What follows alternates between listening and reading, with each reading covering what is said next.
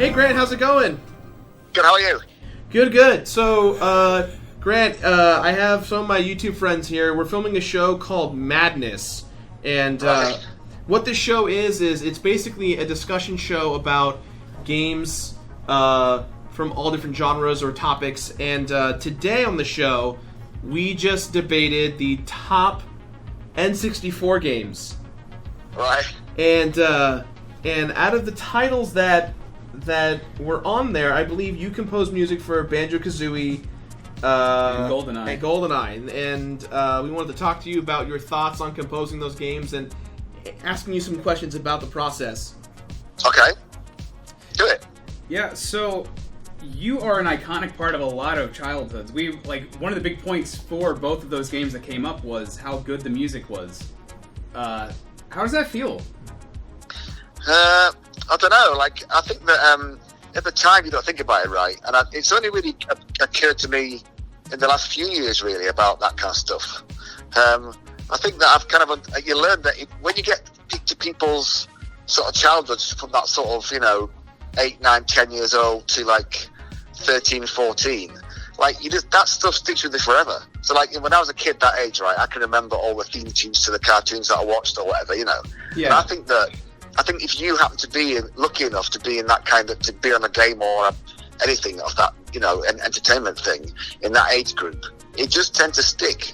So people remember it. And so I guess, the kids that were 10 then are now, 30, I suppose, and so it sticks with them, and people, I guess you guys aren't 30, but no, we are. Roughly.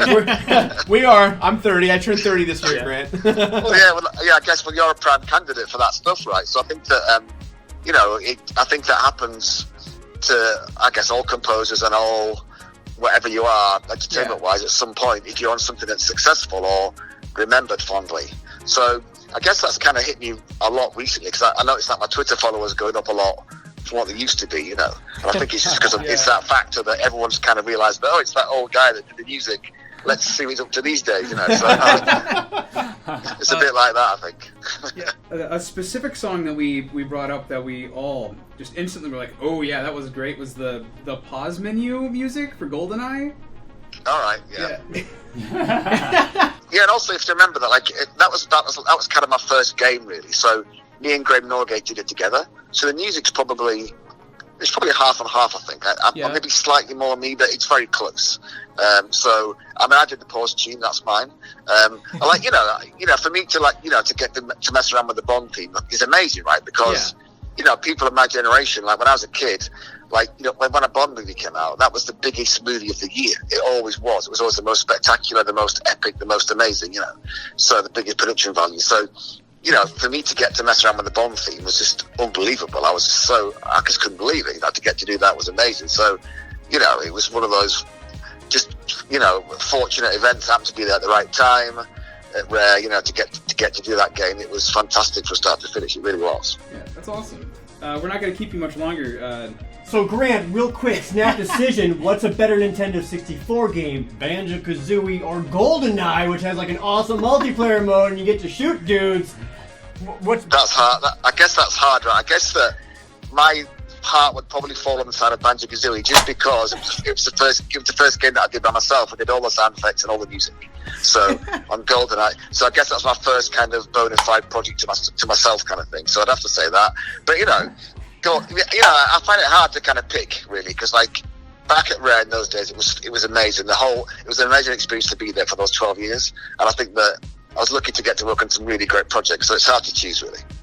I guess we're gonna let you go after one more question. Do you have a favorite song off of either GoldenEye or Banjo?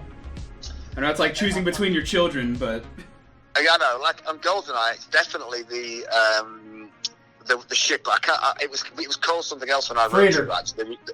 Yeah, it's my version of the Faith No More, We Care a Lot track mixed together with Duran Duran, Due to a Kill. So it's that do. Yeah. I like that one, right? And then also in Banjo-Kazooie, I guess it'd probably be either Mad Monster Mansion or Freeze Easy Peaks. One of those two. Oh, Freeze Easy Peak is so good. It's just like this Christmas tune that just you made it seem like it was a Christmas song that never existed, and that to me is huge, because the last Christmas song that everyone only remembers that's new is Mariah Carey's "All I Want for Christmas Is You." So. Right, yeah, I know. No, I love writing the Christmassy bit to that. It was nice to do it, and I wanted to try and pour all my Christmasness into one thing, and it was like, and that was it. So it's kind of, get everything I could possibly think of that was Christmas and put it into one song. So that was like that, yeah. Yeah, awesome. Well, thank you so much for giving us your time and also giving us that music. It's really great. No, I'm glad you like it. Thank you very much. I'm honored to be asked. Yeah, and hey, keep up the great work. I'm really excited for Mario Rabbids. I love the music in the game, and the fact that you get to work on Donkey Kong DLC is pretty rad. So congrats. Oh yeah, to that you. was amazing. And did you enjoy the live performance, Gerard? You like Yeah. Oh yeah. Yeah, I jumped for joy when I saw the DK rap for a hot second. I was hoping you were going to perform it, but one day. I think we just got it out for one more time, right? That's it now. No more. It's done. That's it. you say that, Grant, but one day I'm going to show up with a bunch of money and we're going to perform that thing. I want to see it live. Well, obviously, if money gets involved in the mix, and I'm doing that for money. You name it, yeah, I'll do it. Grant, thank you very much. Thank you. Oh, all right, Gerard. See you. Bye. Later. Bye. Bye. What a great guy. I've never seen him be more wrong about a Nintendo. Yeah, screw that guy. No, this was hard, and that was hard. And I all I could think about is like how different it all would have been if the brackets were just slightly rearranged. Yeah, because imagine like if the first one was like Mario versus Banjo. Imagine if the first one was Ocarina versus 64, Mario 64. Oh yeah, like that was would Totally have been different that would have been. yeah.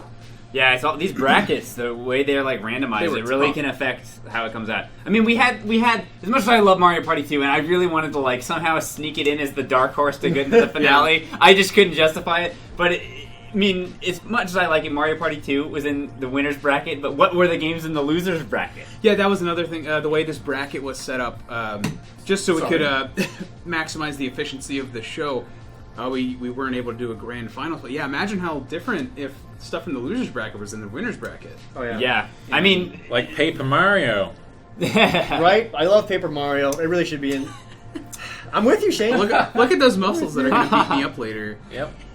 you, Lee. It's all you. I can definitely say if Majora's Mask had beaten Ocarina of Time, I would have voted for Majora's Mask. I mean, it pretty much wouldn't have mattered what the arguments were. I would have just voted for it. Some of the major detriments for Ocarina of Time in that final round were it borrowed so much from the formula and the music and everything from previous Zelda games. It was pretty much the only thing that tipped the scales for me. I mean, I think the fascinating thing about I felt like I was plaguing a lot of the early entries. Everything I voted for got smashed into losers. You tainted it. I tainted it. Yeah, I really ruined it. But the one victory I had that I'm still proud about was GoldenEye.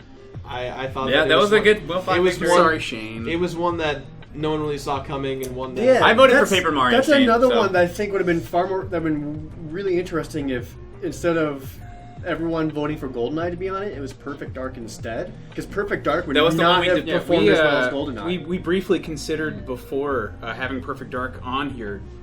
We decided against it because the multiplayer from GoldenEye is what people remember, but Perfect Dark is arguably, Jared will disagree, it's arguably... It's the better game. A better game. But I don't think it would have performed as strongly just because GoldenEye had such a... Yeah, such a 64... I also just feel like people wouldn't be as engaged in the discussion because more people know... I mean, even if we did... Not even the audience, us. Yeah, I don't even know as much about it. Which games were you guys were like, I don't know anything about this, persuade me? Banjo for me, really. Yeah, because for me, like, Banjo-Kazooie is one where it's like, I know so little about this game, like, you gotta convince me why this is so good. The Diddy Kong Racing Pokemon Snap matchup, I'd never played Diddy Kong Racing, and... Arguably, for that one, I really was upset with how I argued Diddy Kong Racing because I didn't really articulate what I thought about the game. I was just like... I felt like I was just reading the box art features and not really discussing what made the game great.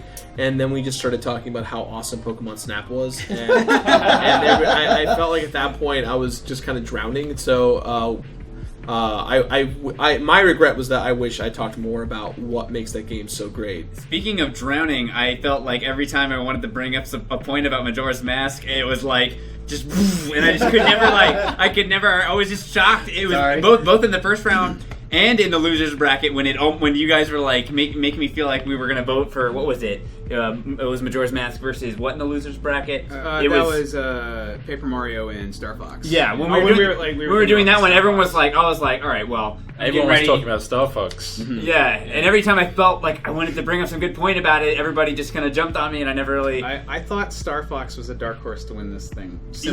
Simply because of how much of my personal mind share was with Star Fox. I love that game. Here's a question, similar, basically branching off of that. If you could pick any game with just no, like, other than the two that were there at the finale, what one would you pick to win just because you feel like it? Like, not necessarily for any particular reason. Like if you could pick your personal just personal bias. N64 game, like, this one is the best one, and that one. Not even necessarily your favorite, just one you can't even really justify out of this whole bracket, or just out of the library. So ignoring the ones in the final. Just ignoring basically everything. Like, it's not even my favorite. I would just say it would have been fun to see Mario Party 2 just for some reason win. That's I was a little proud when Mario Party 2 beat Smash Brothers. Yeah, me too. Just because, like, I feel like Smash was going to default win just because they were like, Smash, yeah, but Mario Party still 2, plays Smash? Everyone plays Mario Party 2. I felt like that one was pretty even.